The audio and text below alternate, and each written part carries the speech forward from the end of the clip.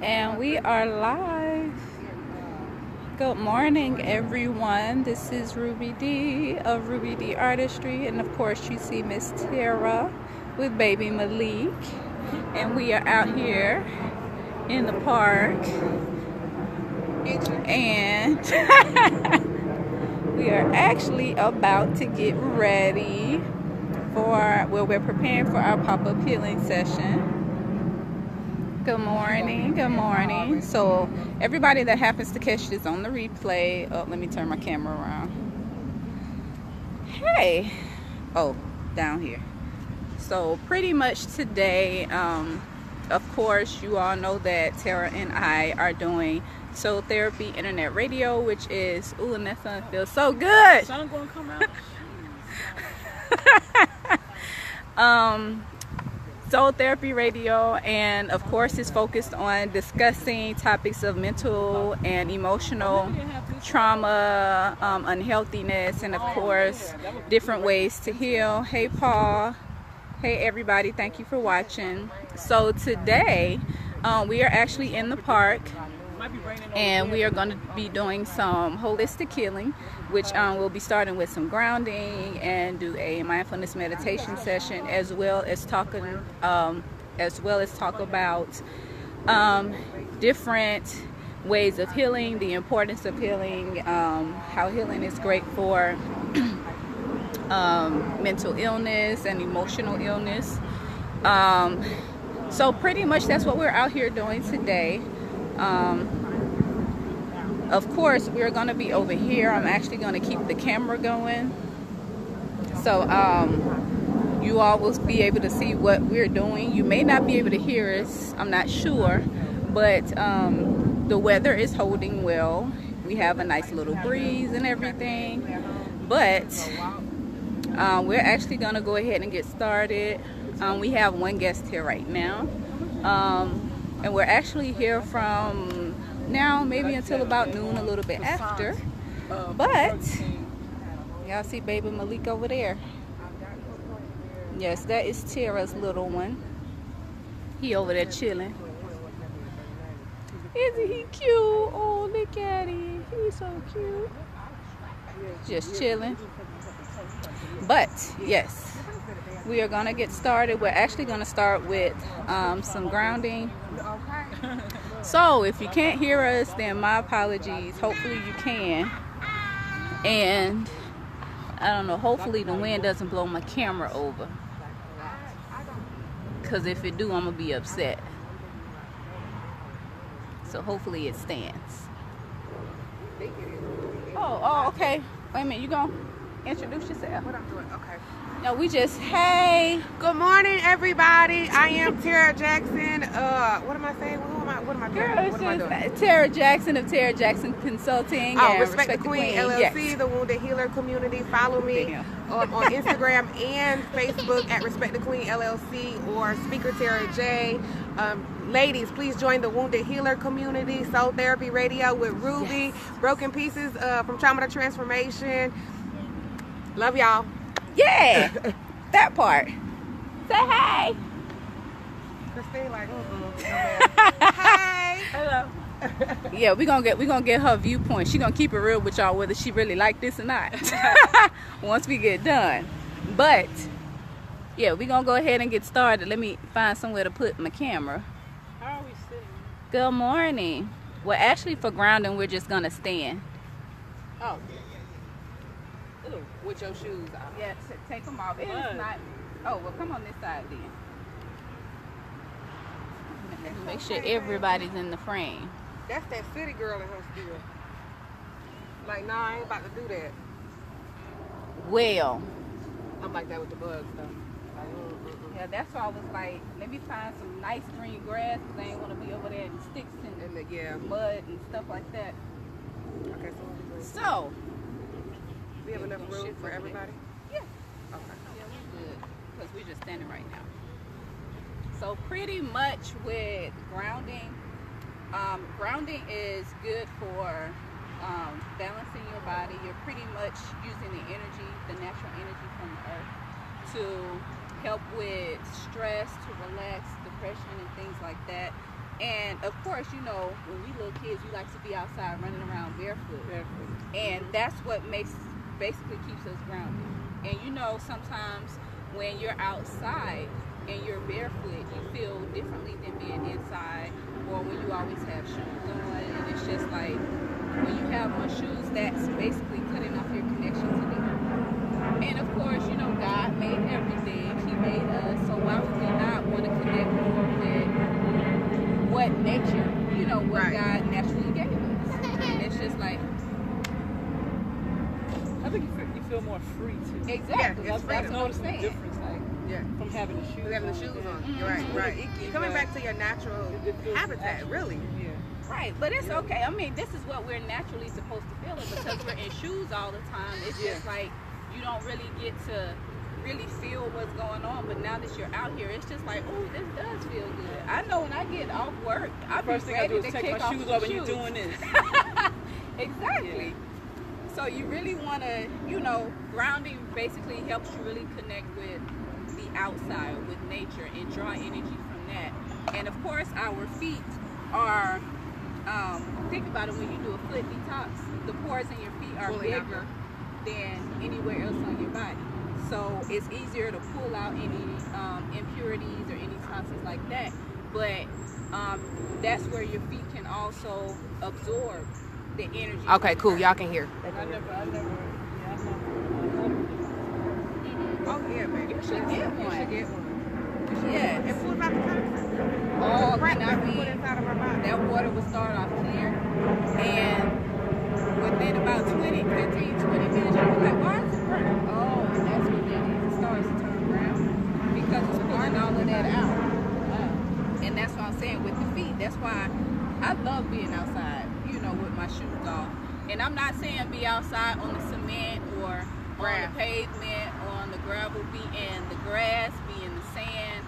Dirt is fine too, but you know, of course. He all mess, baby. He all mess. But we're gonna start with the grounding exercise, and of course, being out in the sun, you get that natural vitamin D. Yeah, I like the sun. So let's get started. Exactly, for that cloud come over and run us home.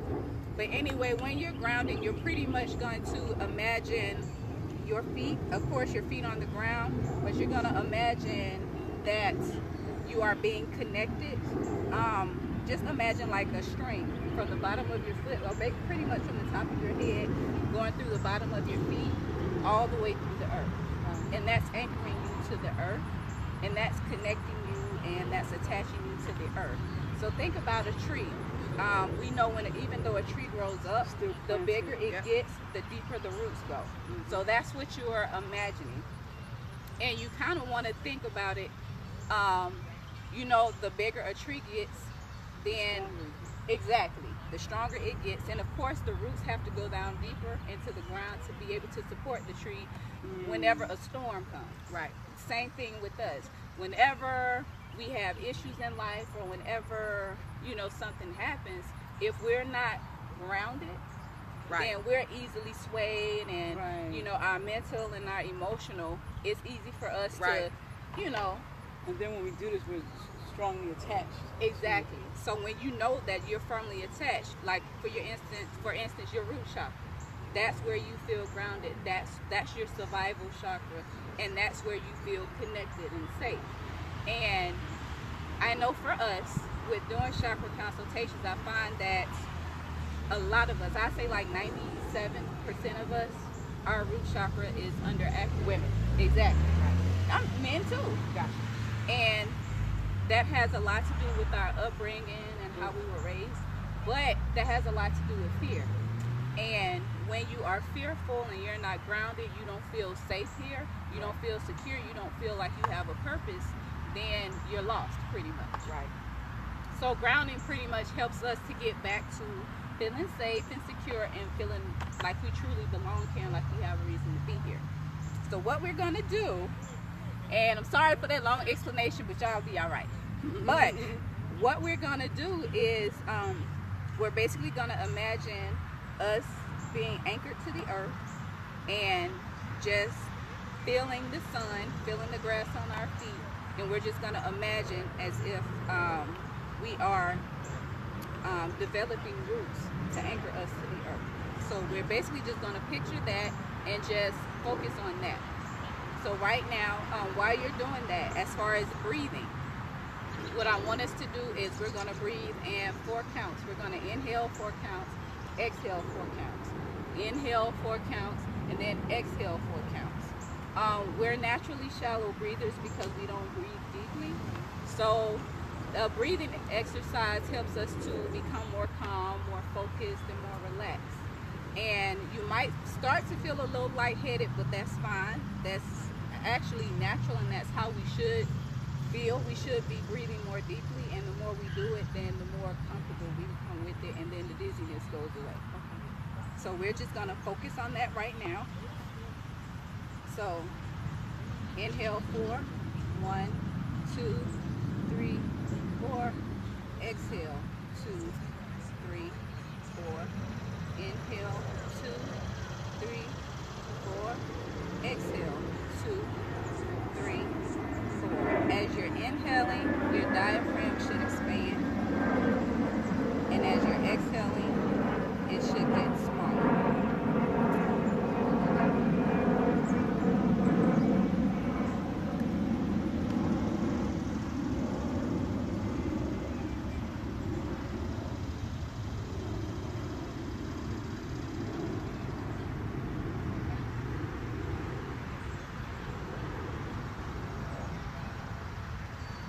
Of course, we hear the sounds around us, which is absolutely fine.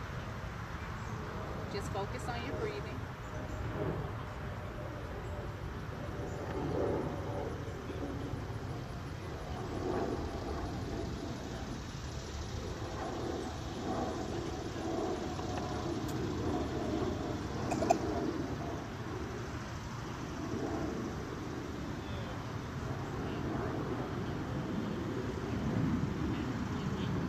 Now, as you're breathing and you start to relax more, then you can start thinking of different affirmations. Affirmations such as, I am grounded. I am safe.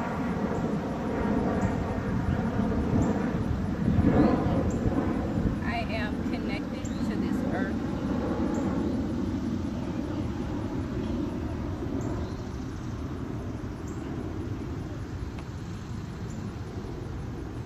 I am balanced.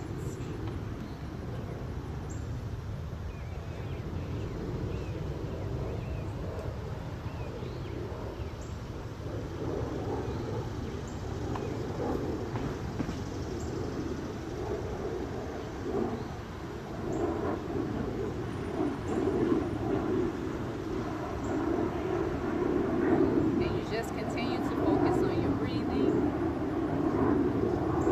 focusing on being connected and attached to this grass. Feel the sunlight. Feel the breeze.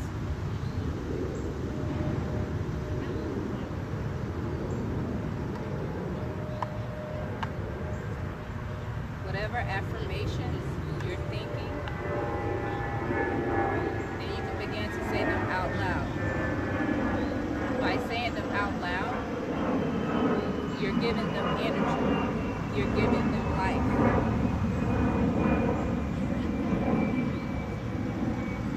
I am grounded.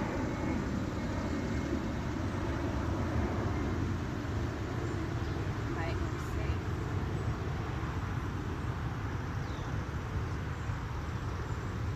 I know my purpose.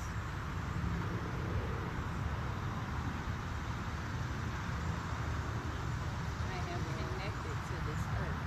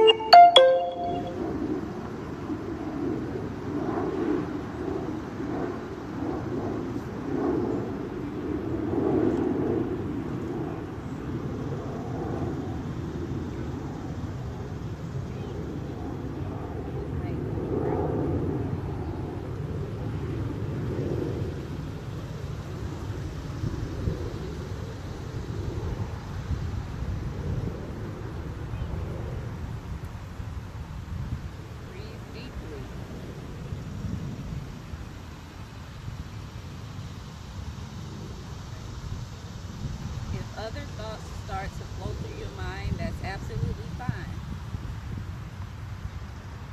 Let the thought come, and then let the thought go.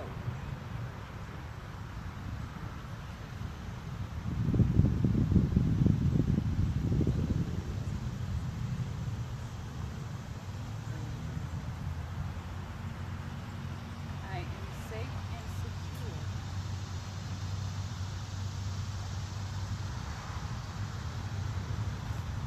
I am fearless.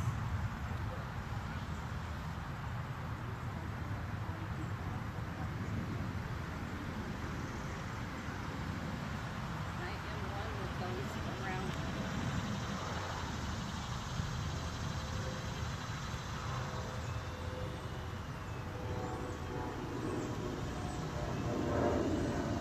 I am connected to this earth.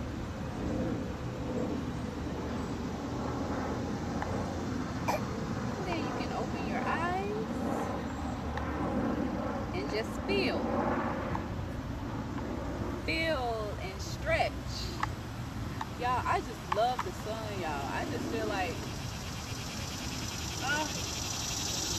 Malik, how you feel? Feeling good. That is good. She feels good, y'all. It works. No, I'm playing. But no, with grounding, you do not have to do a lot. It doesn't take a lot. You do not have to be in the park. You can be in your backyard. You can be in your front yard. You can be on your side yard. Wherever you feel comfortable. Exactly. You can be at the beach. You can be on the sand. You can be in the water. But as long as you have a direct connection to the earth, like I said, not on the sidewalk, not in the driveway, not on the pavement, not on the cement, or anything like that. Yes, you have to have your shoes off. And socks. And the reason you want to do that is because you want to be directly connected to the earth, because in our feet, that's where we have really huge pores. Just like we can release toxins through our feet, we absorb that energy from the earth. Oh, what's going on? What's going on? They not coming over here, so next, let me see if we have any comments. Tara, how did you feel about that experience? It's always like a sigh of relief. You can feel a pressure release from you. It's calming. It's affirming, definitely. Definitely provides a sense of balance. Like wherever you were at when you came here, you're kind of able to, not kind of, like all of that energy is kind of just balanced itself out. Right. So if you are having a day where your emotions and your feelings are everywhere, go outside. This is where we at. We are at Georgia State University in Decatur. And we started it was a little bit after 10.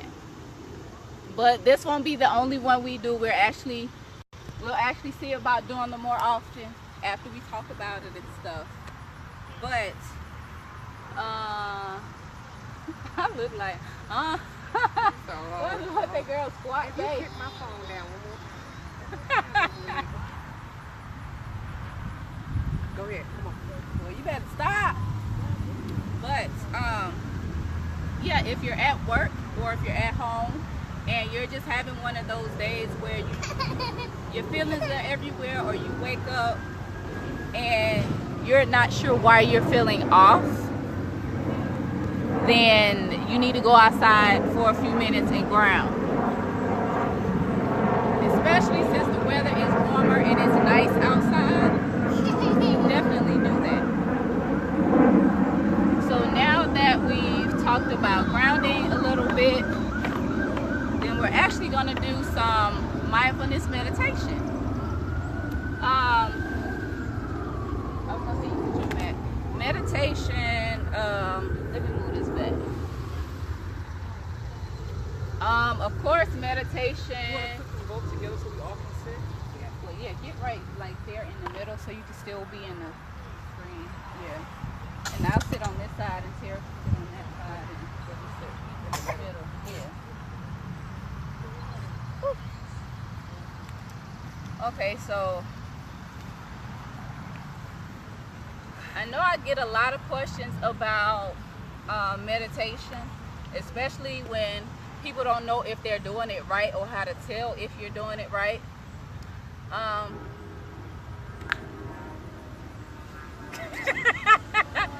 I'm sorry. But with meditation, there's no right way or no wrong way to do it. It's pretty much whatever is comfortable for you. But when you're meditating, the goal is pretty much just to be calm and be focused. Whatever your intention is, if your intention is just to relax, then focus on relaxing. With meditation, there are different ways to meditate. You don't have to always be in a dark room with the light off, with no sound, sitting in the closet, sitting Indian style. Right. You know, that's not, you know, that doesn't work for everybody, and, you know, different strokes for different folks. But mindfulness meditation I like to do because it's something that we can do at a moment's notice. Are you done, Malik? We can continue? Thank you. But mindfulness meditation can be done at a moment's notice, and you can do it for a couple of minutes, or you can do it up to as long as you feel you need to.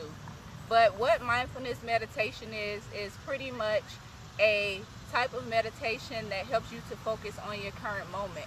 I know sometimes with mental and emotional unhealthiness and illness, there can be certain things that trigger us. Sometimes we're aware of it and sometimes we're not. I know we've all been somewhere and we hear a certain song and it reminds us of a certain person. But when we think of this person, of course the song puts you in a good space, but then you're like, wait a minute, we ain't together no more. Wait a minute, I dealt with this, and then you go back to that moment where you start thinking about all of those unhappy moments, and then that triggers you, and now you're in your feelings, and you're at work, you was just eating your favorite food, and now you feel some type of way, and you don't even want to finish it because this song came on, and now you're in a completely different space. Well, with mindfulness meditation, it helps you to go back to that moment of being in the now, before that trigger puts you in this particular space. So with mindfulness meditation, like I said, this is one of my favorites because you don't have to have your eyes closed. You don't have to focus on anything, you know, specifically. And it's something that you can do at a moment's notice. So what we're going to do, of course, whether I'm meditating, grounding, or anything like that, I always start with a breathing exercise. Breathing is a way to help to calm you. Breathing is a way to help you focus quicker than just trying to say, okay, I'm going to focus. And then you're looking at the person walking over here. And then you say, okay, I'm going to focus for real. And then you look at this car driving by over here.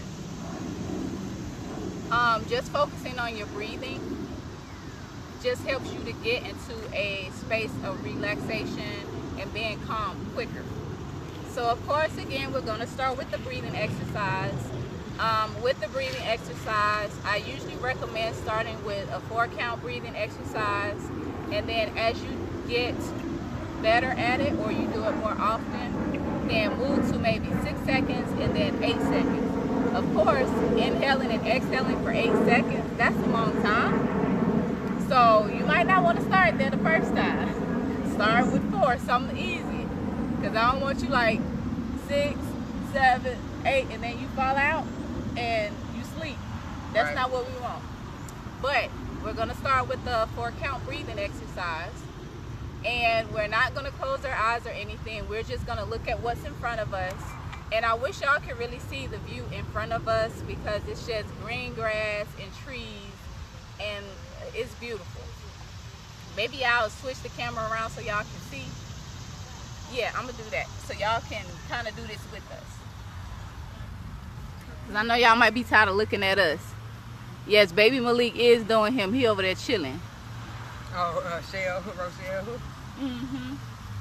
Oh, now the sun gone. That's all right. The sun will come back. So that was water. That wasn't no thing. Sparkling water? Mm-hmm. That's what your ass wants to have, that sparkling water. Sorry, guys. Yeah, you all right? Listen, But now that you can see our view, hopefully you can see it the same way we see it. If not, just look at the grass. Just look at the grass. But yeah, we're gonna let the little stuff. What is that? Honda? I don't know what that is. We're gonna let them go ahead and go where they go. But we're actually going to start with our breathing exercise and just look ahead. We're just going to take in what's in front of us and what's around us. And we're not going to focus on anything specifically. And we're going to let the airplane go by. No, they can probably do it. That phone pick up everything. I see, because I'm like, Yes, that phone picks up a lot. okay, y'all, let's roll. Yes. Okay, we're going to start with our breathing exercise and just take in what's in front of us. So we're going to inhale, 1, 2, 3, 4. Exhale, 2, 3, 4. Inhale, 2, 3, 4. Exhale, 2, 3, 4. Inhale, 2, 3, 4. Exhale, 2, 3, 4. Inhale, 2, 3, 4. Exhale, 2, 3, 4. And what we're going to do next is the first thing we're going to focus on one thing that we can actually see right now.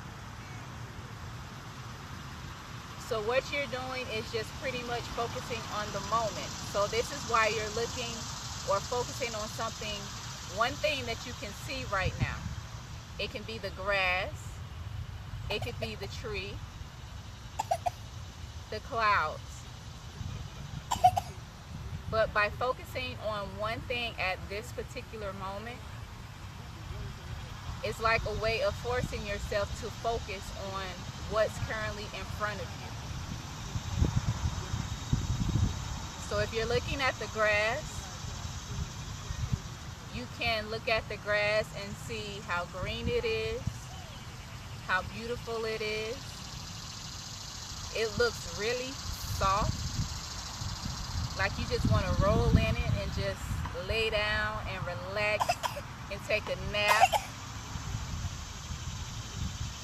Or if you're looking at the tree,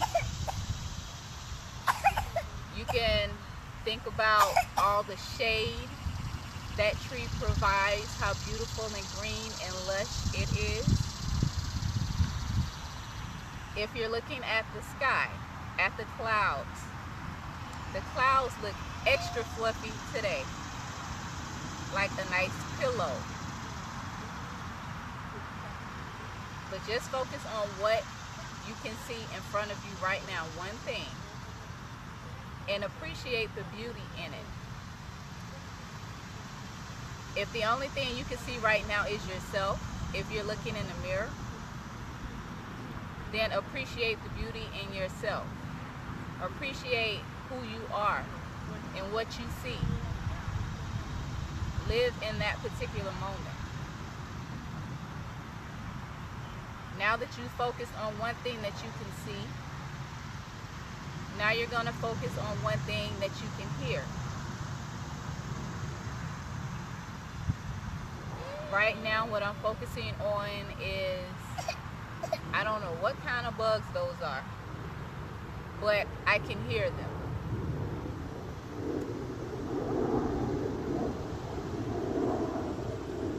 I know some of us could probably focus, or we're probably focusing on the airplane, which is absolutely fine. It's the sound that's happening at this particular moment, not anything in the past, about what's happening right now.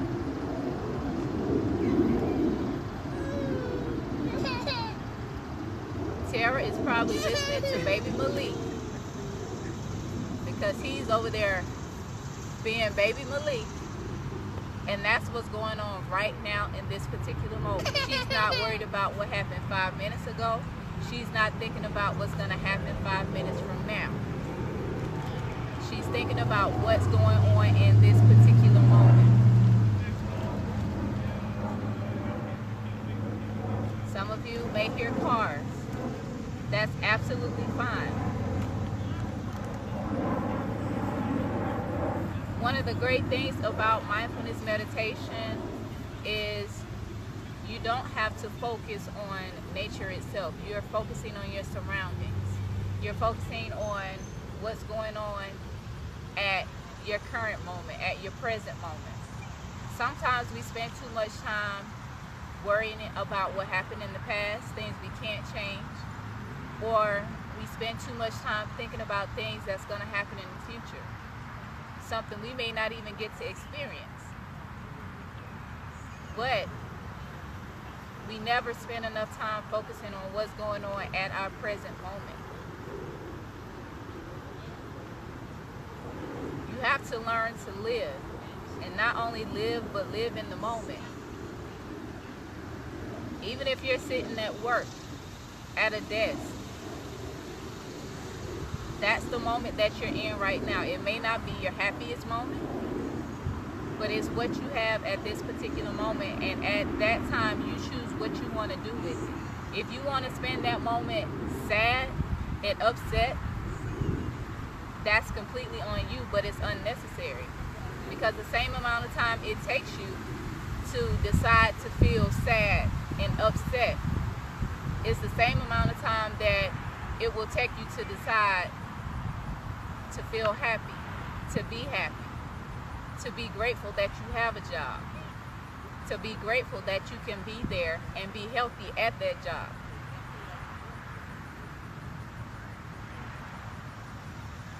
Now that we focus on something that we can hear, take time to focus on something that you can touch. It can be what you're sitting on. It could be this beautiful green grass. Y'all should see Tara. She's just rubbing all up in the grass. But she looks like she's really enjoying the way the grass feels. And this grass feels really nice. It does. You can focus on if you're holding your own hand. Focus on that. If you're wearing glasses, focus on how the glasses feel on your face. If you're laying in bed, focus on what your bed feels like. It's all about focusing on what's going on at your present moment. Not worrying about yesterday, not worrying about tomorrow. But living and loving in this particular moment. Too often we spend too much time giving energy to things that we have no power over, to things that don't even matter right now. We give time and energy to everything outside of us, but we never take the time to give that same time and energy to ourselves. Focusing on what you can see and taste and feel right now is your way of connecting with your surroundings, not connecting with anybody else, not what somebody else is doing. You minding your own business.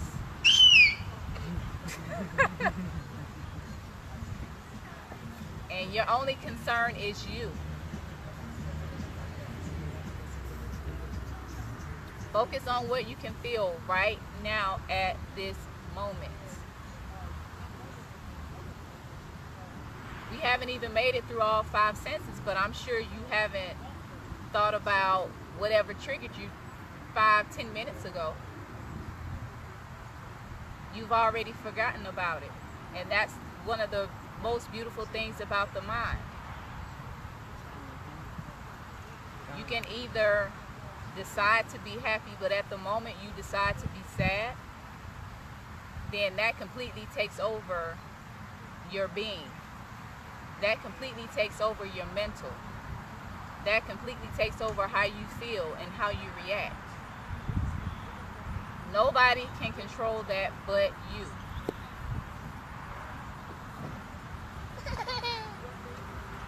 Malik, did you hear what I just said? Get you out here on the map. Now, take time to focus on something, one thing that you can smell. I smell fresh air.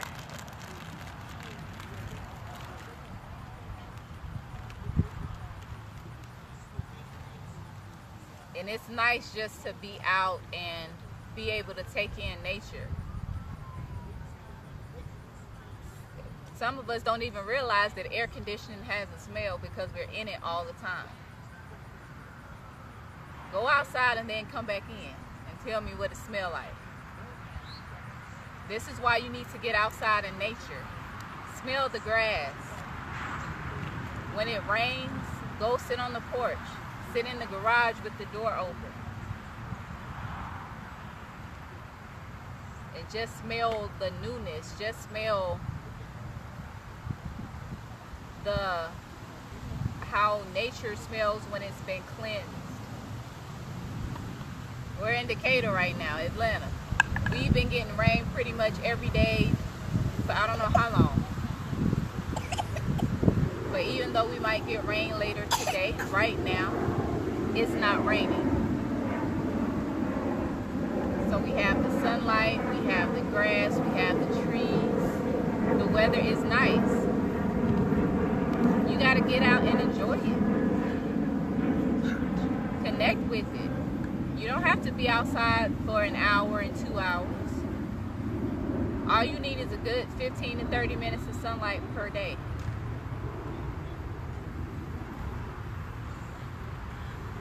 But focus on what you can smell right now. Live in this particular moment. Don't worry about them bills you got to pay tomorrow. Don't worry about your bank account sitting on zero because you paid your bills like you were supposed to. Hello. Just focus on this particular moment. Right now you're safe. Hopefully you're not hungry.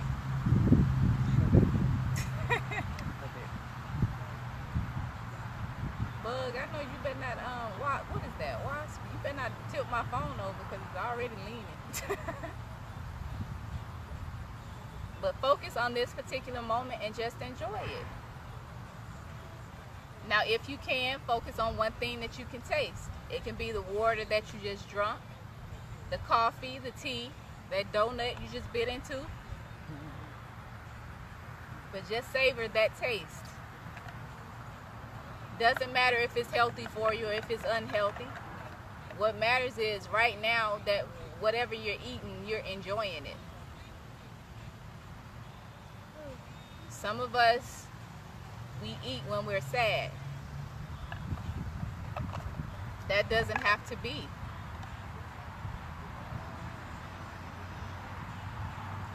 I know when I eat, I'm happy. I'm dancing. I'm swinging my legs. I got some ice cream. I got some ice cream. I'm the same way with burgers, with fries, with chicken, with salad. It don't matter what it is. I'm a happy eater. But whatever you're eating, you're drinking, just focus on one thing you can taste right now. Live in the moment. And this is what mindful meditation is. It's not that you're actually meditating, but you're just putting yourself to where you're living in the exact moment that you're in. You're focusing on the moment that you're in. You're learning how to appreciate the moment that you're in. You're learning how to look at what's currently in front of you and focusing on just that. I know y'all, some of y'all are football fans. And you know in football, they teach them to catch the ball first and then run. You can't focus on running and then you drop the ball. That's not how things work. You focus on one thing, on one moment, and then you focus on the next. And then you focus on the next.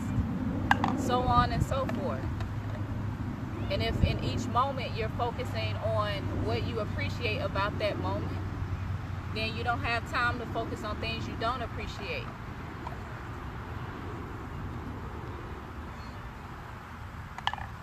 This is all a part of healing. Healing isn't hard.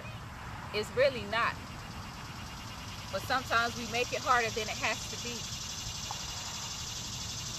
Because we want to say, oh, I don't have the time. Oh, I don't have the energy. The kids this. The husband that. The job this. The family that.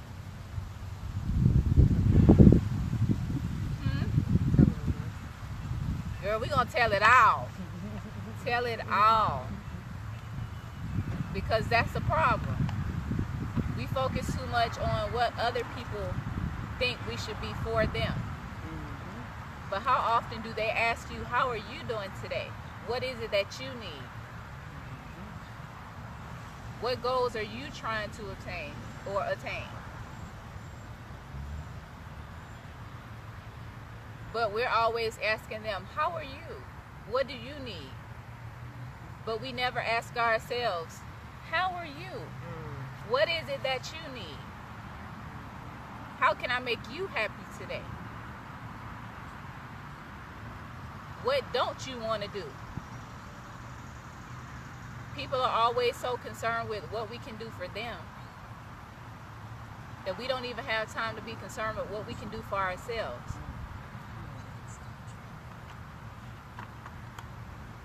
And then we wonder why at night we cry before we go to sleep.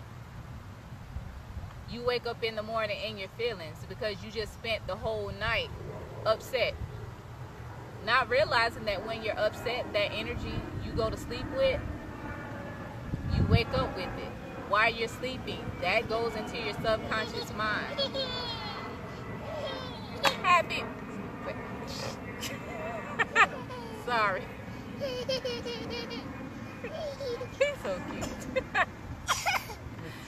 Sorry, but when you go to sleep with that anger, it seeps into your subconscious mind. It seeps into every area of your body, and then you wake up. You wonder why you wake up with a headache. You wonder why you wake up with a backache. And sometimes you can't even go to sleep. And then you develop sleep disorders. And then you end up eating late at night because you can't sleep. And then you're developing other health issues.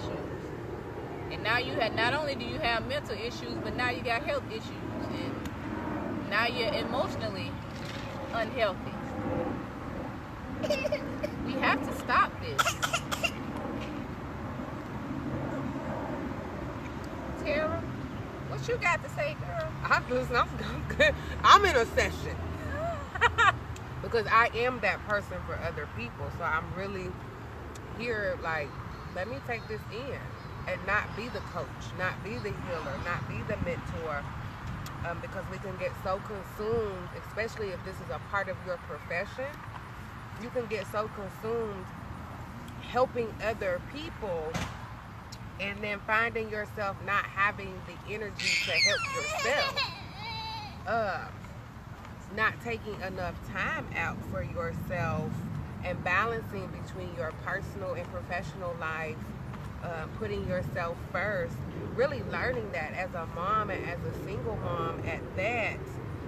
We devote so much time and energy into taking care of our children, especially when you work from home. Everything is encompassed at home. and just appreciating, even though I have baby Malik with me today, just appreciating this moment that isn't about him. Even though he's making it about him. But he's a baby, so I'm like, let me center as much as I possibly can and take on this moment. We say self-care is a divine responsibility. We talk about it, but we don't necessarily execute. We don't necessarily recognize how depleted we really are until something happens and you don't have the energy, or you don't have the resources, or you're not physically or mentally capable of giving to yourself what you need, because I gave it all for a week. And then I'm emotionally and mentally exhausted. So it's definitely one of these things that we just have to stop talking about and start participating in our own healing, start participating in our own self-care journey. And being honest and saying, I'm not really sure what I'm supposed to do.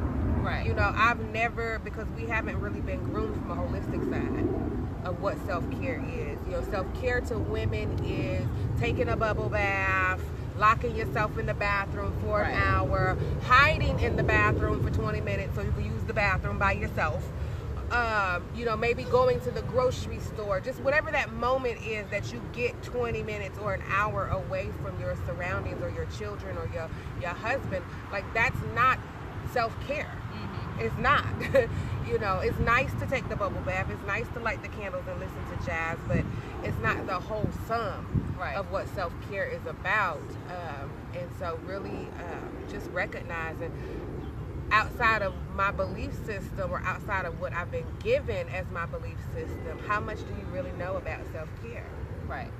And how much time are you really taking out for yourself? And is it enough? Because we can say, okay, I'm going to do it, and I'm going to do it on Mondays. And then the remaining 6 days out of the week, you're depleting yourself. That's not self-care. You know, that's not self-care. So finding a balance between it all, especially single moms, especially people who are on their own and they don't have a support system. They don't have anyone to say, hey, let me come take the kids. I know you haven't, where you, like grabbing these bags this morning as a mom, you're like, damn. You know, learning how to use the one arm with the baby on your hip, like those things, it's not self-care. It's not self-care. It's not self-care. Developing a support system of sisters who can say, hey, you know what, bring the baby, we'll help you, but we're going to make sure you get this moment that you need for yourself. So it's really where I'm at right now. And not only does that apply for women, but it also applies for men. Of course. We don't have that conversation about Of course, we see all of these resources and all of these retreats and everything for women, but men need it just as much. I'm not going to say they need it more, but just as much. We all need it a lot, because even from when we grew up, we never learned how to effectively manage our feelings and emotions. We were always taught to be strong. We were always taught to, you know, let stuff roll off our back, turn the other cheek. We were always taught to cope with anger and sadness as opposed to effectively dealing with it. And, you know, for men, they have their whole set of issues that they deal with that women know nothing about. And men, just because we know nothing about it, that doesn't mean that we don't care. Because there's a whole set of issues that, you know, us as women deal with that you all know nothing about. But pretending like nothing ever happens is definitely not the way to start to really find effective ways of healing to get us all through whatever it is that we're going through. So men, it's okay for you to ground. It's okay for you to meditate. It's not just women that do this. Men, it's okay, you know, for you all to get together and, you know, have events like this or have a retreat for men. Removing that stigma. Yeah. And then, of course, I know at some point there are going to be retreats, co-ed retreats for men and women. But we all have to understand that to some degree there's a reason for separation. because women feel comfortable, with women. Men feel comfortable with, other men or discussing certain things around other men. But it's gonna have to get to the point. It's gonna have to get to the point where we have to come together, because even though we have our own issues separately, there are issues that we have collectively that we have to work on, that we have to find effective coping mechanisms for. And there are things that we need to work on, like for instance, this whole men bashing women, women bashing men. I'm not even gonna ask who started it, but why y'all gotta let it continue to keep going? Why do you have to add fuel to the fire? If you just shut up, then it doesn't. It's not that hard, exist. right? You don't even have to talk about it. Instead of talking about it, you can actively do something to work towards a common goal of us, black men and black women having better relationships overall, whether it's intimate, whether it's platonic, whether it's, family, mother, child, father, child, whatever it is. Let's see, we might as well, we're already talking about healing, so we might as well go ahead and continue our conversation. Can y'all see what's happening? Well, we're just going to talk a little bit about healing and the importance of healing to when it comes to mental and emotional unhealthiness. I believe that, I touched on it a little bit earlier about when we were younger and how we were not taught to effectively manage our feelings and emotions. We were pretty much basically taught how to thrive in dysfunction. Right. And I feel it's dysfunctional because we're not supposed to be out here just hurting and being sad and being upset and being angry and not know what to do with that, as opposed to acting out and taking that out on other people. That has nothing to do with other people. How we feel, how we think, and how we react is 100% all on us. Now, of course, life happens and, other stuff happens to us which is beyond our control, but we don't have to allow that to control what we do and who we are and how we think. So, I know that earlier this month, of course, Tara had her Broken Pieces retreat, which is actually in October. For those of y'all that missed it, earlier this month, she made sure she was there. So, y'all might want to make sure y'all there next time. But we actually got to... Uh-oh. that your water wants some sunlight too. Okay. But we actually got to talk about some, day one we talked about different, experiences, traumatic experiences such as rape, neglecting the inner child, molestation, alcohol abuse, just different things. And then on day two, we were able to, give the ladies some tools as far as healing, as far as, basically just being able to effectively and in different ways find ways of healing, self-care, and self-love. Now, of course I've been running my mouth and talking and whatever, but I'm going to let Tara, talk a little bit more before I start going off again. So go ahead, Tara. As far as, healing is concerned, I think that sessions like this, bringing people out of their comfort zone. This sun is killing me trying to look at this at the same time. Bringing people out of their comfort zones and introducing them to healing strategies or coping strategies, coping mechanisms that are unfamiliar to them, definitely provides a tool for us to begin the healing journey. It may seem very simple, or you're like, what does that have to do with healing? But it's really hard to heal when you are imbalanced, when you are all over the place, when you're not aligned, in general, but just not even aligned with your present moment. Like Ruby said, all the way in the past or all the way in the future, so much that you can't attend to what's going on in your present day. Not knowing how to use the past as a means of power. A lot of times we use the past as a means to destroy ourselves, to destroy those around us. Right. Really being able to transform your perspective on the pain that you have endured over life and really turning it into purpose, which can be hard when we don't know how to process the pain. We don't know how to really look at it and find truth and find freedom and find purpose. Like, I understand today that I had to go through those things in order to get here. And for people, just that simple notion can be hard. Like, why did I have to go? We focusing on the why did I have to go through these things instead of just finding, again, power in it and learning how to transform it, learning how to transform your own life, learning how to assist others in transforming their life, giving yourself and other people a different perspective. And just being open to receive something different. Like, if you have been trying to conquer these things in your life by yourself or even with other people and it's not working, like, you got to be able to wave that flag and say, I've tried all of this and this doesn't work, or what I'm thinking, my best thinking has left me stuck and stagnant. Then let me reach out to Ruby and say, hey, listen, Right. I'm trying. Like the other day when I reached out, like, look, I'm doing all of this.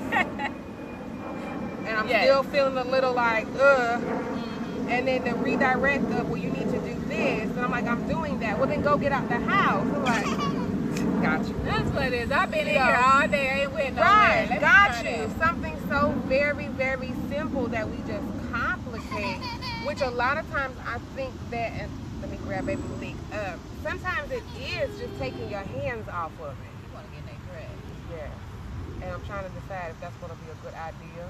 Because he's not going to get in the grass. He's going to be over there. Right. He's going to be over there. He's going to be over there. He's going to tear up the thing. Yeah, all of that. I'm thinking about all of that. But sometimes it's as simple as just taking your hands off of it. Stop messing with it. Stop thinking about it. Stop pondering on it. Go get outside and go do something different. Right. You know, it really can be that simple. But again, I think we're looking for the people who hurt us to say, I hurt you, I'm sorry I did, Right. please forgive me. And a lot of times that's not happening. It's not happening. It's not, and people don't always see what they did as harm. So you're around here waiting for mama, daddy, sister, cousin to acknowledge the pain. You stuck. They don't went on about their lives, however great or miserable the life is, but they don't even realize that they need to apologize to you, or that they hurt you, or that it impacted you in a way that you are now destroying your own life. Like, you have to be okay with an apology that you're never going to get. You know. That is true. And, you know, when you say that, I see it firsthand. Not that I experience it personally, but I see it firsthand. It's just like, this person, well, basically you're just acting out and you're reaching and you're reaching and you still reaching. And the person, it's just like society now. We can see a person in trouble. We can see that a person needs help. But all we can do is stand there and watch. Won't reach out, won't help, won't call for help, won't do anything. And that's because we're so out of touch emotionally that we don't even realize what's going on. Like I made a post the other day, it's not your responsibility to fix them, but it is your responsibility to acknowledge what's going on. Right, like yesterday when I left from the training, there was a young lady walking, carrying a car seat, a baby car seat. It's hot as hell outside. People are walking and riding past her, and I'm like, ain't nobody gonna say, you need a ride? You want a ride? Don't get me wrong, we was in the hood for sure, but I had to trust that I at least had to acknowledge that she was out there with a small child, couldn't have been no more than maybe 5 or 6 months old, had to be 90 degrees yesterday. Hey sister, you need a ride? And because we're so desensitized, because we're so disconnected, she looked at me like, What you mean? I can see it. Like, who are you to be asking who her are if you? she And needs I it? said, listen, I didn't mean to startle you or offend you. it's hot as hell out here, and I'm just making sure you good. And she like, yeah, I'm good. I'm just going up the street. Listen, as hot as it was, I would have got in the damn car. I block up the road. I would have. She's carrying a car seat with this baby in it. But again, we're so programmed to believe there's something wrong. And don't get me wrong, I know there's a fear factor there. Mm-hmm. You don't want to, because I was like, let me make sure it's a baby in there. You know, it might not be a baby in there. That might be a ploy.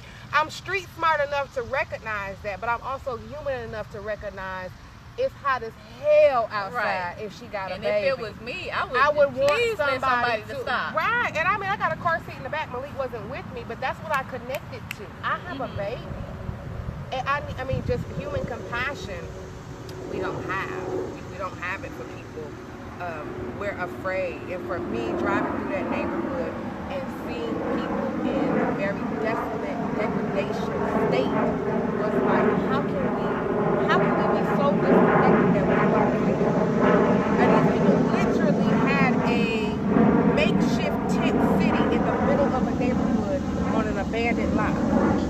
That part. And this is where they live.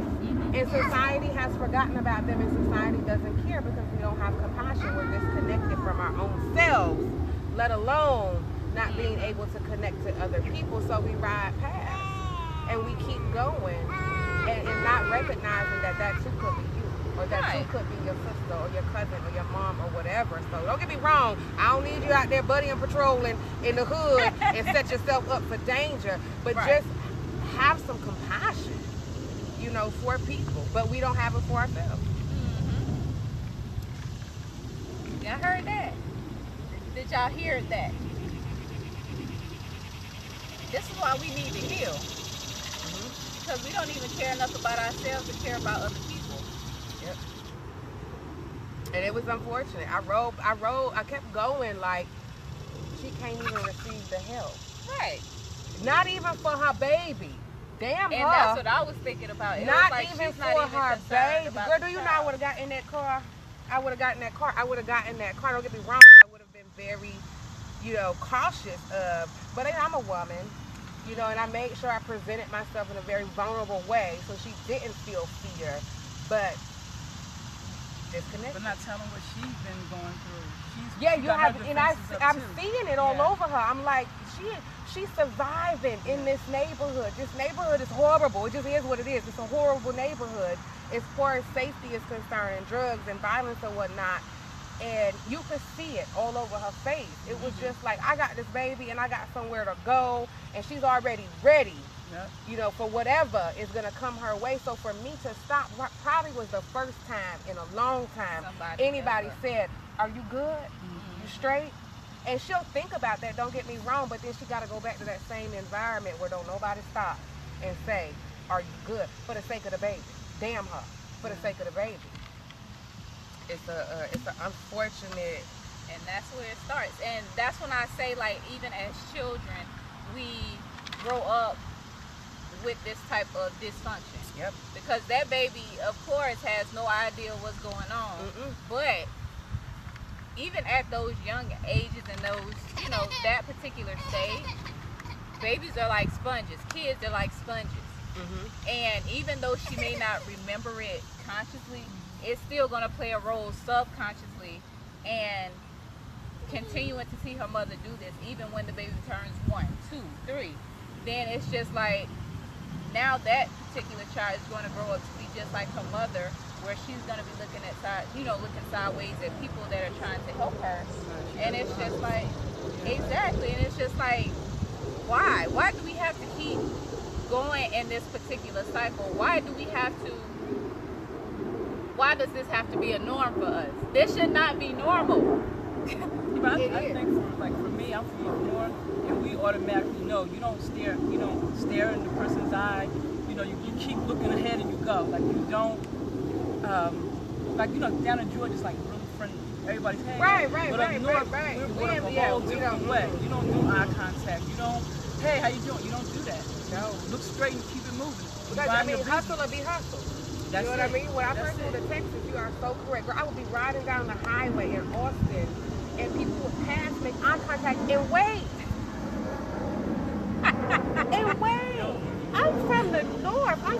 in West Detroit, Saginaw, Flint, we do not do that because we are surviving. Yep.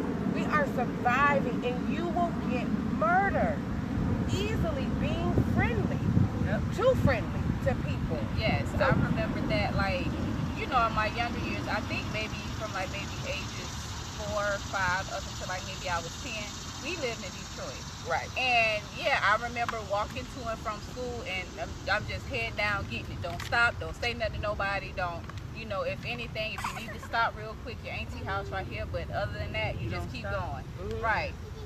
Yeah. For me, when you grow up like that, it's like when I moved down here, and everybody was like, "Hey," It's I'm like, uncomfortable. you know, you just got this attitude already. Mhm. But since I've been here for so long now, it's just You like, start to hey, relax. I'm a little bit more open. Yeah, you But start when to I first relax. got here, I'm like, why are they speaking? Like, And isn't that crazy? That's You're crazy. asking yourself why somebody speaking. is speaking.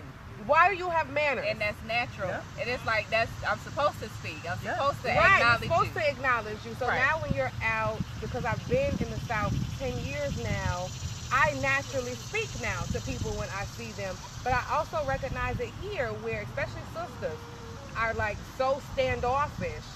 It's hard for them. Like, they don't understand why you're smiling. They don't understand why you're waving. Or They if don't- you give them eye a contact, what's your compliment, problem? Or, you know, you yes. just giving eye contact. I was taught give eye contact. Hey, how you doing? Right. This. I'm just admiring you because Right. I think you're pretty. Right. Yeah. I had to do it. I was at a drive-thru getting some food the other day, and I told the young lady, "Thank you," like 3 times, and she didn't. And so I waited. After I got my food, I got her attention again. I made her open up the window. I was like, "Baby, I just said thank you 3 times." And all 3 times you dismissed and disregarded.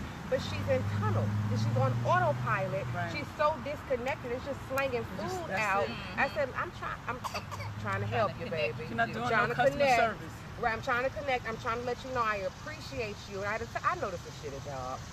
I know you hate the job. I know You're a it ain't family paying dollar. enough.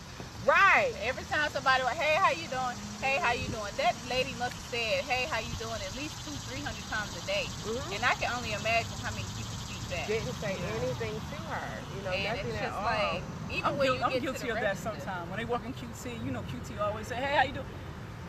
You know, but So I'm just you're not gonna get so right. I need my coffee Yeah. because I'm trying to go to work. Yeah. I'm tired of these people. I ain't even got there yet. So you, again, being so focused and projecting what's gonna happen in your day that you're missing the present moment to be able to connect to another human being. We do that. Zombies, autopilot. And that's an important thing about healing. When you realize that you're not able to connect with people, that should be an indication that Yes. some level of healing Yes. needs to take place. Why do I got an attitude with the girl that's a cashier at the QT? Right. She don't even know me, and she ain't even did nothing to me. But I think got your a whole mood makes a attitude difference with her. too. Because if you're happy, you're gonna automatically just automatically Automatically. say it. But if you mad, you coming out the house and you're mad and you just had an argument, you mad at the world. You don't care who, what, you know. Transfer of energy. That's it. Right. Yep. Transferring that energy all throughout your day. So something happened like the night before or the morning of, and then you go, I had a bad day. But what you don't do is take responsibility for the fact that you transferred that energy Right. to every other encounter you had all day. Now you done got into it with the boss. You don't like the girl that's sitting Yeah. next to you. You know, you done stubbed your toe. Your meal was wrong at McDonald's or wherever you're eating at. And you didn't And then you recognize. stuck in traffic. Now you stuck in traffic. It Cussing takes you 2 everybody hours to out. get home. And you never connected to, I'm the one that decided I was going to have a bad day because I carried that energy all day long. My daughter made me recognize that one day. I was just so mad and I'm just yelling and screaming at everybody. She said, Mom, why are you mad at me? And it didn't even dawn on me that, you know, I'm taking it out on Taking her. it out. She's like, why are you mad at me? I didn't even do anything. But it was just like, so You that's do something that. I want to learn how to control Right. and deal with. Because it happens a lot with me. When I'm mad at the world. To everybody. Right. That's when you need to take some time, going off in that Ground corner, your energy. going off in the backyard in that corner, be like, just let me be. Just Right. Mindful let me be. meditation, yoga. Sometimes it's music for me. Yeah, and I learned a lot from the retreat. Because this is why I have my mat now. I have my candles lit. I have my time in my room. You know, I Right. like my light my candles when I take my bath, and I sit and I meditate. Sometimes, like you said, it's not meditating on one certain thing. It's just the quiet, Right. you know, Right. and Peace. yeah, Right. Well, I was gonna say the peace. the There's peace. so much power in silence. Yeah, and I have that the meditation music on, Mm-hmm. and I just lay there with the candle drawn in. So I thank God for the retreat because I've learned a lot Simple from there. techniques that we think healing is so. Don't get me wrong. It can be painful when you've been holding You gotta let it something. out. Yeah. But when you start to release that and you start using just those little simple things, like lavender is my best friend. I found Epsom salt with lavender in it from Walmart. Whatever it is. I remember in recovery, they was like, listen, if it's a tree, it's a tree. If it's whatever it is, if it brings you to a place of peace, true peace, not numbing, not Right. medicating, true peace. If you got to go hug that tree, hug the Be a tree hugger. Be a tree hugger. Whatever it is that is not ultimately destroying you. Because some people release. You release it. Some people release through ways like retail therapy. You know, I don't think it's bad every now and again, but if you buy in $200 bags every week because you can't deal with yourself, then that's the problem. Right. That's Or the you problem. go look in your closet and everything in there still got tags on it. Listen. And it's just like, wait a minute, this ain't even my size. Why did I buy this? You got a problem. Yeah. You're escaping. You got a problem. That's what my sister do. She had a yard sale and practically everything that she had in the yard sale was new. But why? Because you're emotionally buying. You're trying to escape whatever it is that you're feeling. So you pick up the drink, you pick up the drug, you pick up the phone, call the man, you pick up the food, That's my you know, or you pick up extra hours at your job because you don't want whatever it is that you're using to not deal with what you're feeling. And people get caught up in addiction and think it's drugs and alcohol. But people have addictions to a lot of different things to avoid dealing with themselves. You know, you gotta And that's another thing. What with healing, with mental illness and with healing, we put it so much in a box where it's just like, okay, if I'm not in that box, as long as I'm outside of that, then I'm fine. then you think you're good. That ain't true. That's not true. Yep. If you have being overly jealous, it's not a good thing. It's not healthy because at some point it's going to be too much and it's going to be too much for you to handle. Road rage is not healthy because at some point it's going to become too much. Too much of anything is not good for you. We can even be too happy sometimes. Being too happy can get you in situations that you don't need to be in. You can be extremely happy, but you still have to pay attention. You still have to be mindful of what's going on. You still have to be conscious of your surroundings and everything. So it's all about, it's impossible to find balance. You can't be equally happy and equally sad at the same time. It doesn't work like that. But what you can do is at this particular moment, effectively manage that moment, effectively manage the next moment, and understand what it is that you have to do, how you have to deal with it, and what keeps you in a space of being mentally healthy. Mentally healthy is not always being happy. Mentally healthy is just being in the place where you understand what's going on. Hello. And you're able to react in a positive manner as opposed to reacting negatively. So you could be mentally healthy and upset. Right. I think and I learned this about myself when I first got clean. I first started this whole enlightenment movement within myself or whatever. I thought that everything about me from the past that was considered negative needed to be put in a box. You know, lock the box, lock the cage. Don't ever let her out. Don't ever let the world see her. So I was suppressing things that, like, listen, some of this shit is a part of you. Some of this is your personality, like your shadow self. Not trying to put the negative on the shelf and act as though it doesn't exist. Right. You know, duality, knowing that there is good, bad, and indifferent about me, that I'm suppressing who I am, trying to hide from y'all that is some things about me that may be perceived negative, instead of totally embracing that from a centered space. Because sometimes you can go overboard. Right. You can be so unapologetic that it's nasty, it's rude, you know, it's not healthy. It's not healthy. So trying to find that, I done went through all them different layers of like, she rude, she nasty. I'm telling the truth. Hurting people to, okay, let me find balance in all of this, because it's okay to be angry. It's okay to be upset. It's okay to be sad. I think it's what you do with it that matters the most, and a lot of us get stuck in it. And we cannot, we just got layers of, I'm pissed off, Right. I'm angry, I've been hurt. And just layer on top of layer on top of layer. When are you dealing with it? Y'all need to start dealing with that stuff. We all need to start dealing with our stuff. Do you think I got here just like, I woke up one morning, okay, I'm good? No, it didn't work like that.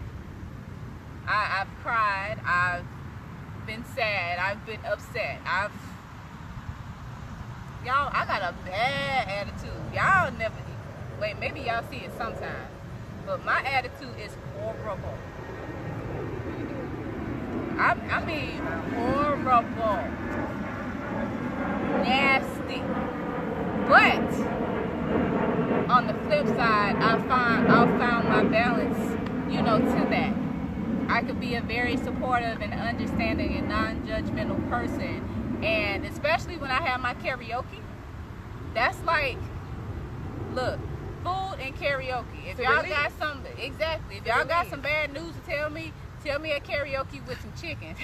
And I'm good, right? And I think people don't necessarily realize that, because sometimes it looks like you just doing, like I was sharing with y'all the other day in the group, like designing, that's release for me. The colors and being able to see something manifest from my mind onto paper or onto digital or whatever, that's release. That's being creative, Right. is the ability to release. So I think it's finding things that are healthy that you can use as a part of your coping mechanisms, as a part of your strategy for processing. Because I think it can't, I guess it can't always feel like work. Right, You know and what I that's mean? what it is with even, and you know, of course on the show, Soul Therapy Radio, you know, throw that out there. We're going to be talking more about the chakras and some other stuff, but with the sacral chakra, which is the second chakra, creativity is what balances anger, is what balances negative emotion. And people always think when you talk about creativity, it's art, it's music, it's this. No, creativity is what it is for you. Right. So for you, it's designing. For her, it may be, you know, if she cupcake, her exactly cupcake cooking.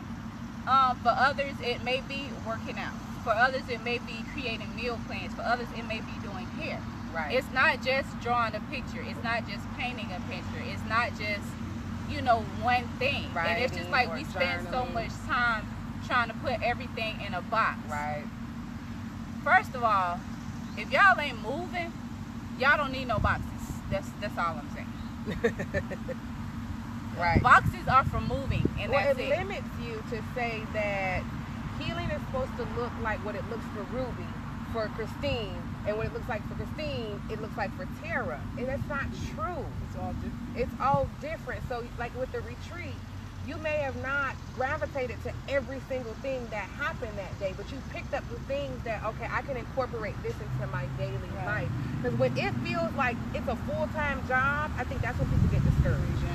That's when they're like, it's just too much. Or trying to figure out everything you gotta do instead of focusing on, this is what I can do right now. And this is what's gonna help me right now. I can't get so caught up into, that's why we gave practical strategy. Practical tools, simple tools that didn't make you feel like, it's gonna take me 6 months. And when it feels like that, you're like, put that back on the shelf. I ain't dealt with it in 20 years, it's gonna make it another 10. Because I've learned how to survive. I've learned how to get through and live in pain. And that's what people ask me a lot. Well, what can I do to heal? Or what can I do to balance my chakras? What can I do to do this? Well, first you can start by doing something. But I have to tell people, I can't tell you one particular thing because it's not one size fit all. Right. It's whatever works for you. And it's, you know, I try 10, 20 different things as long as you're Until trying. you find what works but for you. out of those 10 or 20 different things, pick up what you like most, what resonates with you the most, what's most effective for you.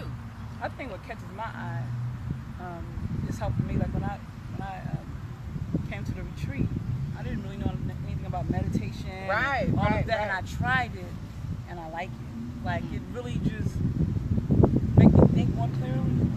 It makes me sit by myself and just take it all in instead of acting out or doing something I really ain't supposed to be doing or something. But for me, this really is helping me.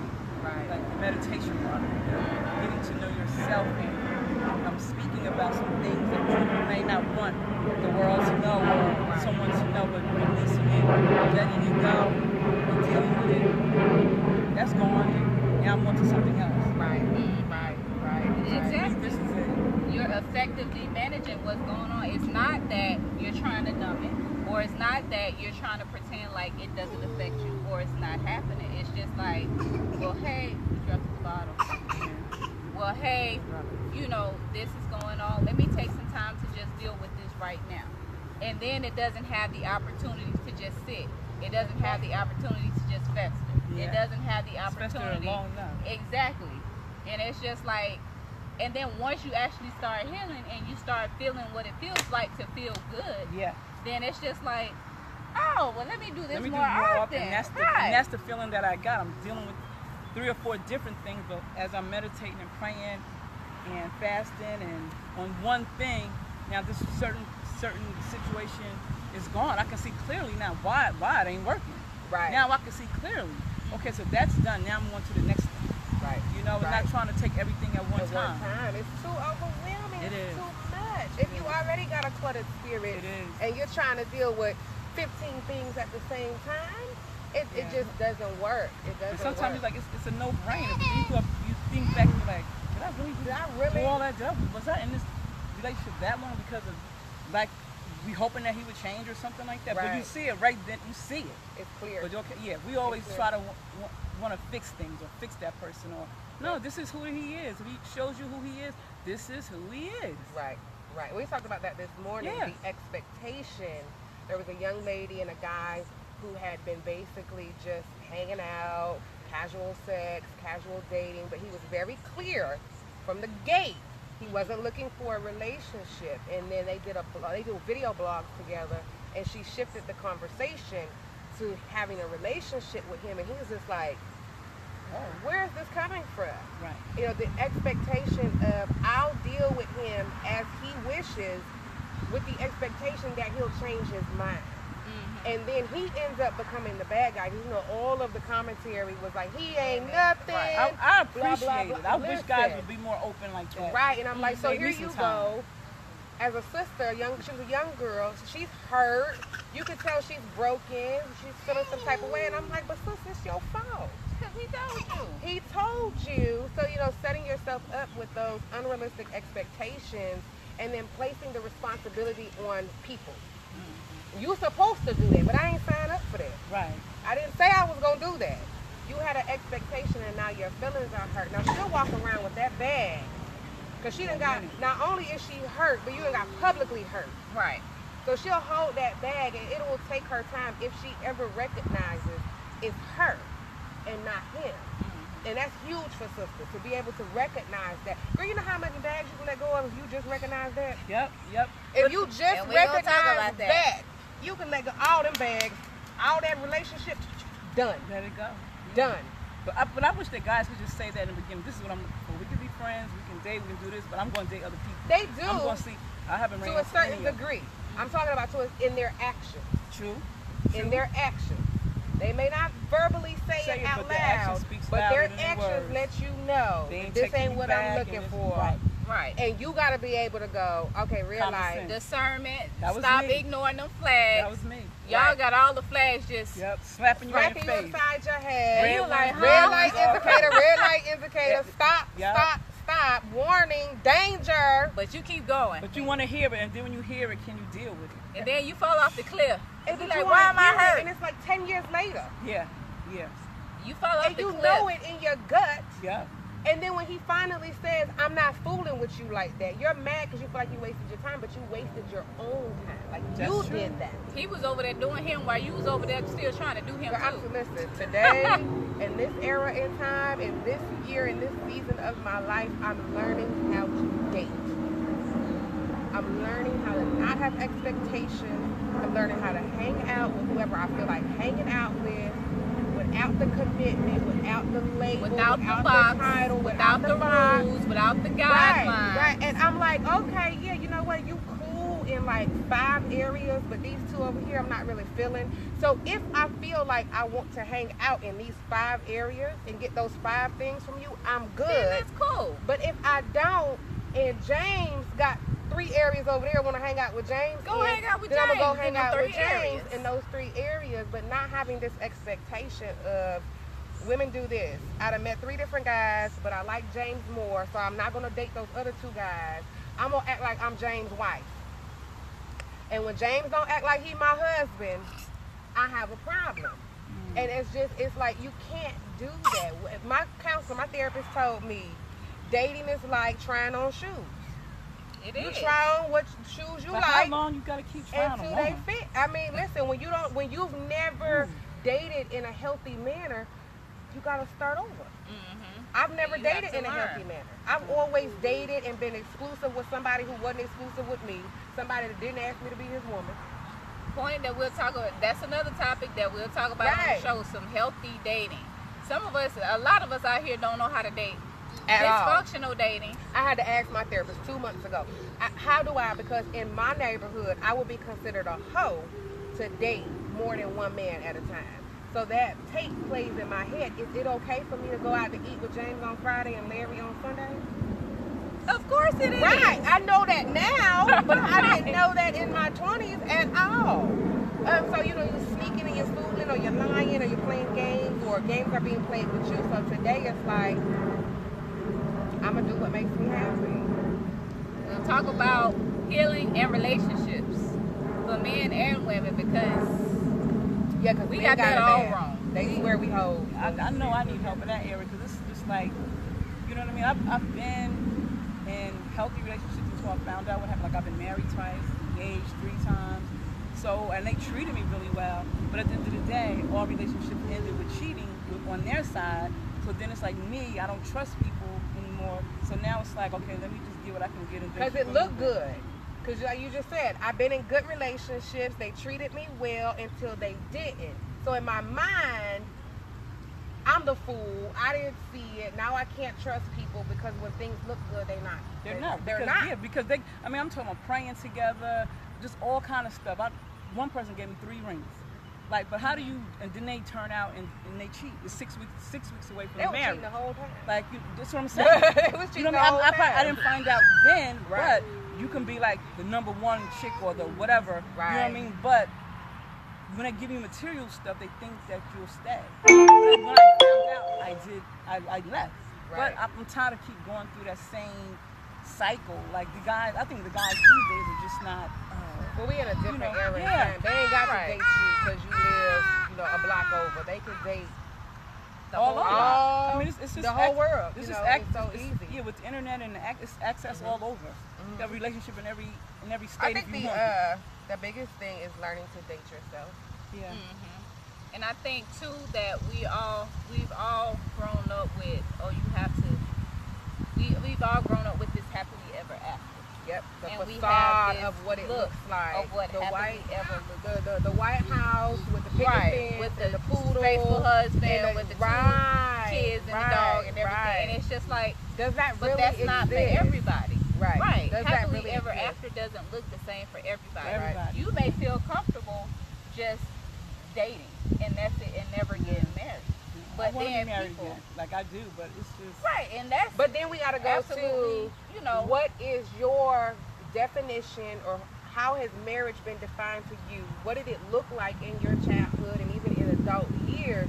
Because you may have seen things in your family that look like happy, whole, healthy marriages on the outside, or maybe you didn't. So it's like, what is that definition like? Growing up, I've never seen that. Like I've explained that may be why you yearn for it. Yeah, and so back then I treated men like my dad treated my mom. Right. You know what I mean? That's our treatment. But then it got kind of turned around. Let me try this thing. Right. But then it's like, okay, here we go back again. I tried it. First, See, I need to go back to what I know how to do best. So the first hurt was from my dad. Right. So when you get that first hurt, how do you even, you know, because nowadays you look at men in relationships, you look at the beautifulest women in the world, you look at the richest women in the world, they still get cheated on. Like, what do you have to have? Whether you have money, a bad body, or whatever, you still get cheated on. Right. Right. So That is it's true. pretty sad, but I guess And sometimes it's not even us. I mean, like that whole topic is a topic that we need to have as a whole. It's not like, well, women on this side and men on this side. Right. It's just like a collective conversation. Because, like, for instance, some men may feel like there's not a benefit in being faithful. There's not a benefit in... he kept it real on that video, though. Right, it's not a benefit. He said that. It's not a benefit to me to be in this relationship. Right. And he said, I'm not going to treat you good with that title. Yep. Without this title, I can be and do and all of that for you. But when you put me in that box and you give me that title, now it's going to be a problem. It's gonna be a problem. That pressure. I don't want that pressure. I don't want that responsibility. So can you, as women, can I say, or as a woman, can I say, you know what? I'm good with that. I don't need the But title. then you can keep your feelings down. I'm Right, not going to get all these feelings for you if this is what you tell me up front. Right. Yeah. Or you decide, you know what, I can actually be in a relationship like this where I don't need, because why do you need the title? Right. You have to ask yourself. We have been, again, programmed to believe this title means something. It's attached to some sort of status. When reality is, I mean, James done gave Keisha and Christine and Ruby and Tara the status of you my girl. So what does that really, really, really mean? Or he done gave Christine the status of you my wife. But in Tennessee, he got a whole family, and she his wife too. Mm-hmm. And you still doing what you want to do. So a title really is how you treat a person. Right. So, It's all about respect. Respect me. Like, respect me. right. And be honest. And be honest. Let me Respect decide if I honest want to and be a upfront. part of a 3-ring circus. Right. Right. Right. So And does cool. that work I'm for you? like, really? I'm okay. Well, you know what? I don't have to deal with him all the time. Yeah, You know? that's I, good this, for me. girl, this year, I think I told you this year, I think that I am really recognizing, like, I only need to see James like 3 times at the week. And maybe not even that, maybe 3 times out the month. I don't need to be with somebody 7 days a week all the time. It drives me nuts. I appreciate And for me, my that's own what I'm looking space. for. Like, I'm just. But once you get it, though, no, you but I've might had be it. I like- mean, I've had it, Yeah. and I like that feeling of doing things with my significant other, going on trips, celebrating our birthdays. You know, even doing laundry together, even cooking together. I want to do enjoy that. I just don't want to do it 7 days a week. I do. I'm almost 52. Yeah. 3 yeah. weeks. I'm still, So yeah. I I'm want still that. young. I have Well, an empty nest. I don't even know if that's young, being young. I'm like, I don't want to And That's see, what I that's want. what I'm saying. Like, we I have all, an empty nest. there We're is all no box. different. and There's no there is box. nothing. There's no rule to this thing. It's like, Right, what works and you for can't, and she can't say to you, well, what's wrong with you because of Right. this. Right, You or can't I say don't to want to her. be married necessarily. I want a life partner. Yeah. I want to spend my life with somebody, but I don't necessarily want the contract of marriage. But women will say, like we just said, what's wrong with you? Nothing. Because God ordained and da-da-da-da-da. Right. And I'm like, yeah, I got you and I get Like, it. when I tell people I don't want kids, well, what are you going to do when you Just get come watch older? my baby. Well, what are you going to do when, well, what do you mean? It's plenty of people that still don't going have right, kids. right. Right. Right. I'm still Well, going to wait live till an you get old and get amazing sick. Why I life. got to get old and get sick? Right. They might not I be for, hear they you. might not be there for you anyway. Exactly. Hello? And it's just like, I think it comes down to the boxes, y'all. Yeah. We decide like I this said, is the y'all don't box. need no boxes for other than moving. Get Right. rid of all the boxes. I'm ready to go in And the Stop judging folks based on your You. box. Yeah. The box that you created for you doesn't work for me. It's yours. Right, and you can't get mad because the box you want to put people in, they don't want to get in. Or it doesn't fit. It Right. doesn't fit. It doesn't fit my lifestyle or what it is that I believe in. I even just coming down to, like I said, what are your values as it relates to marriage? I think people are very distorted when it comes to marriage. I think their understanding of marriage is like absolutely skewed. It's this expectation that this person is no longer going to be A, B, C, and D, and now he's going to be X, Y, and Z, and you Because get he's married, married. and you set yourself up for disappointment because he still remains your boyfriend. But you know what? I have 3 girlfriends. 2 of them are ministers, and one, they're just regular. But they're all been married 25 years, 21 years, and 15 years. And it's like their husbands still date them. They still have date night. They do things together. And I'm like these are 3, not perfect, because I know there's always something, right, but they understand each other. Right. They have become friends. I love their relationship that they have. They have become friends. Like, that's what I want. It does exist. Right, absolutely. Exist. But I bet you without a shadow of a doubt, those couples are friends.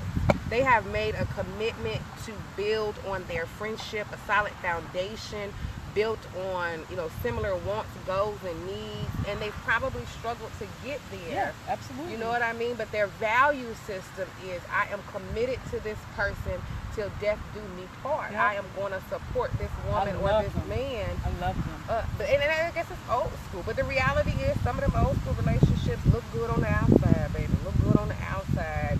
And it was a whole hot mess. But I can say that their relationship, they have mine or some like big money issues or something like that. But one couple that was surprising, because they're both pastors, is that the woman pastor was thinking about stepping out.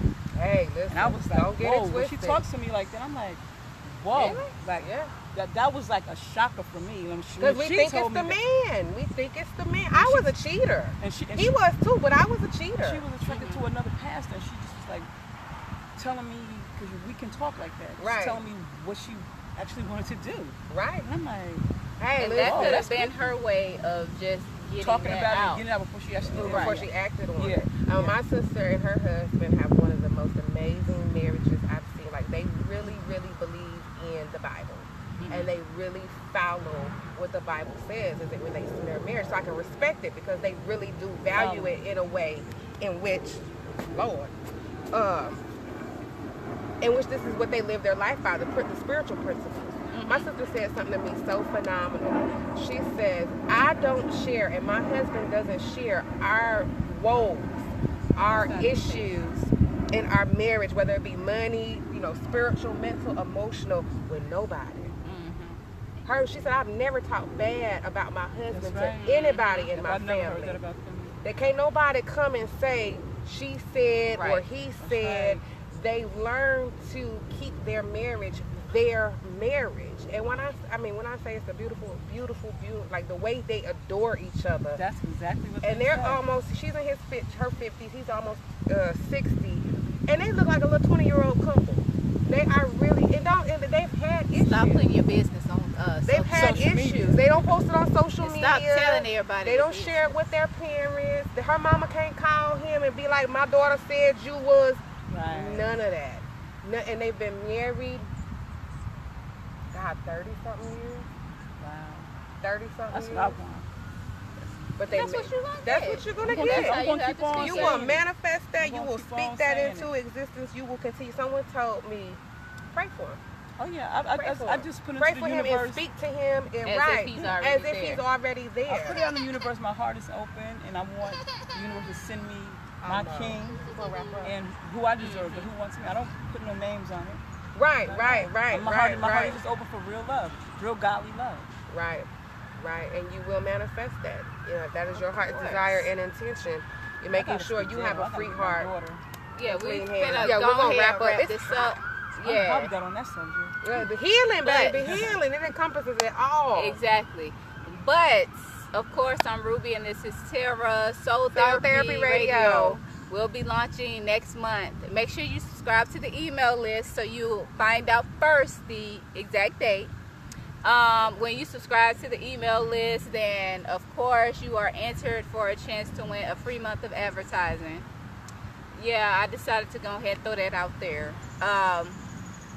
But again, today we just wanted to do a pop-up healing session because of course we always talk about mental illness, but we always don't have a lot of resources, not only for women but also for men. And by doing this was an opportunity for me and Tara to share with you, some things or some exercises that we do to practice self-care and self-love and effectively manage our feelings and emotions. We want to thank Christine for being here. My pleasure. We don't know where the rest of y'all at, but it's okay. Y'all can watch it on the replay. And we'll see y'all next time. I'm sure we'll be doing this again. I'm not sure when, but we'll post an event. Let me see. Tara, go and say some wild thing real quick. She is a whole mess. And like she said, Soul Therapy Radio will be launching in July.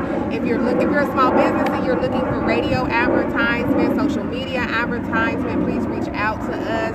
Yes. If you are wanting us to advertise your product, you can send in product. We're looking for product sponsors as well. If you want to be a guest on the show, yes, send us, reach out. If there's a packet you can download on the website, www.soultherapyradio.life. The advertising and guest packet is there. That's about it. You can find us on Instagram and Facebook, Soul Therapy Radio. You can find me on Instagram and Facebook, Respect the Queen LLC, or Coach Tara Jackson. Ruby on Instagram at Ruby D Artistry, RUBI D Artistry. Facebook, Ruby Davidson. Yeah, www.soultherapyradio.life. Be sure to check us out. Of course, this is just a little bit of what we'll be talking about on the show, but it's just a little bit, so y'all can get to know us a little bit better and whatever. But yeah. If you are in the Atlanta Metroplex area and you are looking for sweet treats for your event, baby showers, birthdays, weddings, the whole nine, please holler at Miss Christine Washington, glamourtreatsbycoco.com on Facebook and Instagram as well. It's good. It's real good. Thank you. It's real good. It's Facebook that good. also, Glamour Treats Glamour Treats by Coco. I think that's it, that's y'all. it. We appreciate you sharing this time with us. I hope that you all were able to receive something you could take back into your own life as a part of your healing. Till next time. Bye. See y'all later.